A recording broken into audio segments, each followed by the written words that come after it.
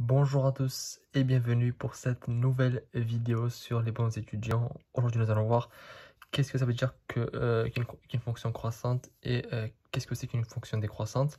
On va voir mathématiquement en fait la signification de cette notion. Et dans la prochaine vidéo, en fait, ça c'est entre guillemets une sorte d'introduction. Nous allons voir comment justement montrer qu'une fonction est croissante ou bien est décroissante. Donc, commençons directement par voir en fait qu'est-ce que c'est qu'une fonction croissante. Donc on a une définition ici, donc soit i un intervalle de r, f est une fonction réelle définie sur i, donc la première phrase assez simple, on a un intervalle i, f elle est définie sur cet intervalle là, et on dit en fait, tout d'abord on va commencer par définir qu'est-ce que c'est qu'une fonction constante, même si très rarement ça sera le cas, mais bon, ça peut arriver. On dit que f, donc la fonction f est constante sur i s'il existe un nombre réel k tel que pour x appartenant à i, pour tout x appartenant à i en fait, f de x est égal à k. En fait, une fonction constante, c'est tout simplement quand vous avez un graphique comme celui-ci, et l'intervalle, on va dire, c'est 0 plus l'infini, et votre fonction, en fait, c'est une ligne droite, toute droite, en fait, horizontale.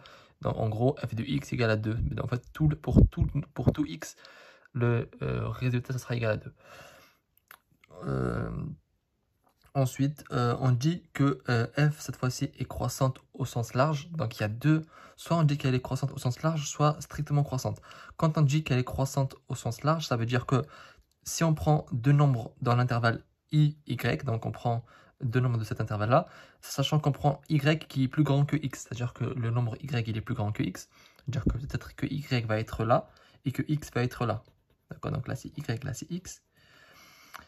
Et f de x va être soit inférieur, soit égal à f de y. Ça veut dire que, on le verra dans l'exemple de toute façon, mais f de x ne peut pas être plus grand. Ça veut dire que l'ordre est respecté, ou bien au pire des cas, ils sont égaux.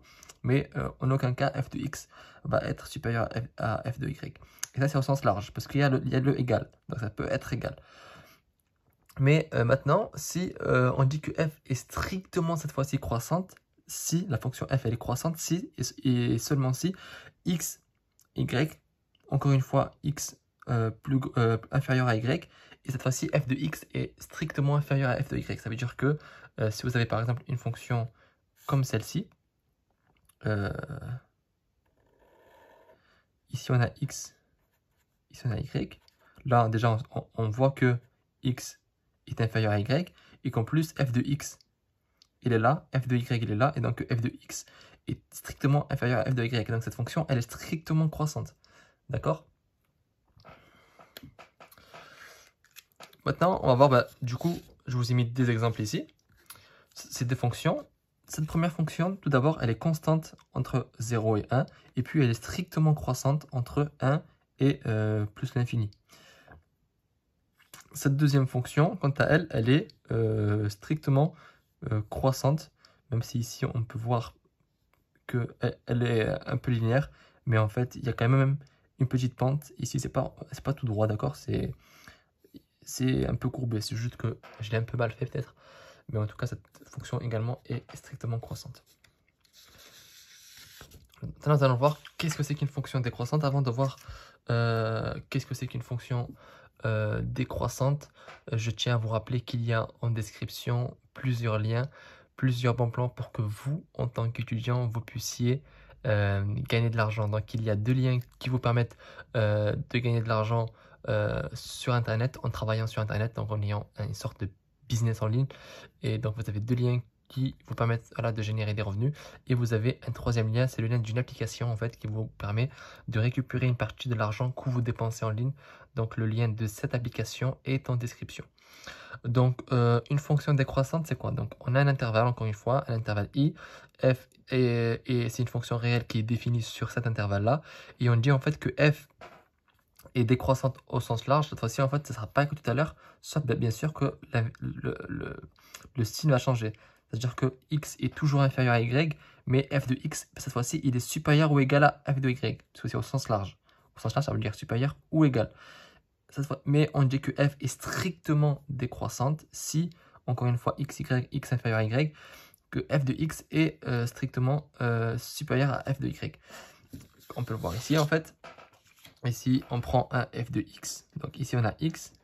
Ici, on a y. On va dire que c'est là. On peut voir en fait que f de x est inférieur à f de y.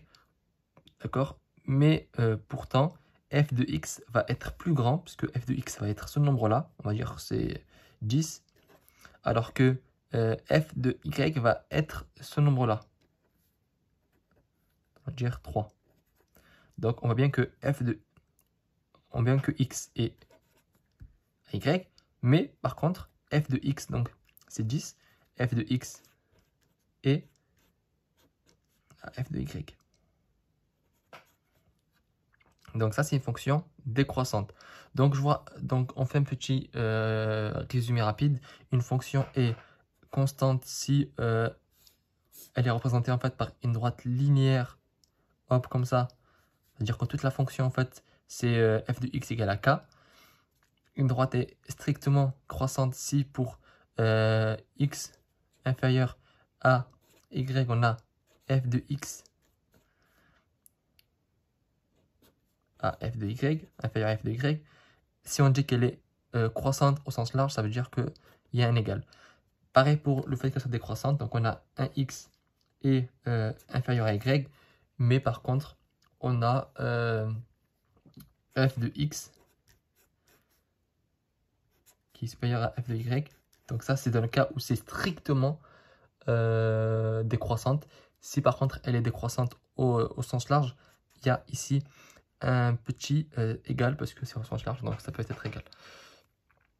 Et je tiens à vous rappeler en fait qu'une fonction n'est pas spécifiquement soit l'un soit l'autre. Parfois en fait, une fonction, ça peut être, par exemple cette fonction-là, elle peut être de cette forme-là.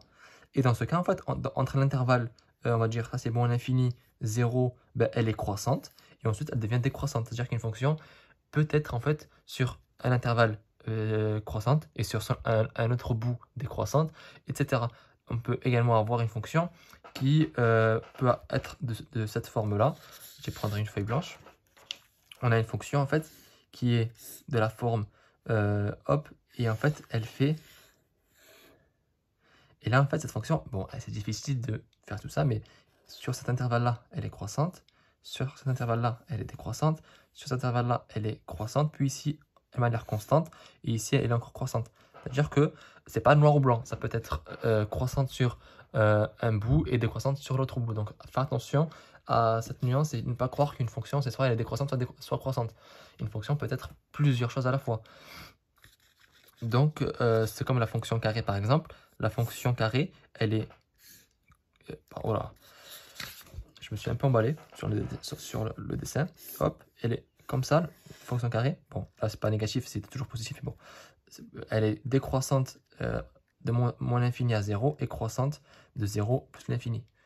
D'accord? Donc, faites attention à cette petite nuance. En tout cas, je vous remercie d'avoir regardé cette vidéo jusqu'à la fin. Je vous donne rendez-vous dans la prochaine vidéo pour maintenant montrer comment une fonction elle est croissante ou décroissante avec le calcul, parce que parfois on n'a pas les graphiques devant soi pour savoir si cette fonction elle est croissante ou décroissante. Donc on va essayer de faire ça par le calcul. Donc je vous donne rendez-vous dans la prochaine vidéo sur les bons étudiants. Merci et à très vite sur les bons étudiants.